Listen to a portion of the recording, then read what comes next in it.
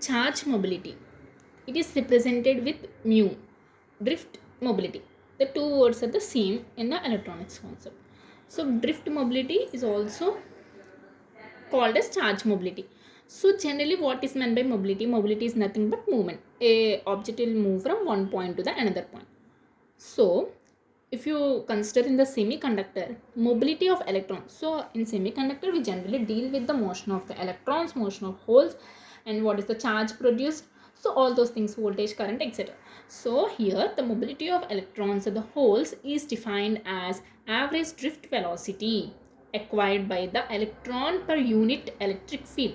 So how this happens means when an electric field E is applied across a piece of material. So when we are applying an electric field to a material, so there is a material, so there is some semiconductor material or something else, there we are applying some battery of current, something etc., some voltage of current we are applying. So when electric field and field is applied, when an electric field is applied to this material, what happens is the electrons responds by moving with average velocity. So then the electron starts moving from with a average velocity in a particular direction. So mobility of electrons or the holes is defined as the, so firstly from this definition we will define what is meant by average velocity. So the average velocity is also known as drift velocity. It is represented as Vd. Vd is equal to mu E, because Vd is directly proportional to E.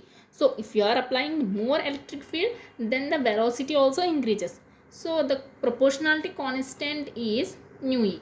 So this proportionality constant is known as charge mobility. So Vd. So from this we can get Vd by E is equal to mu.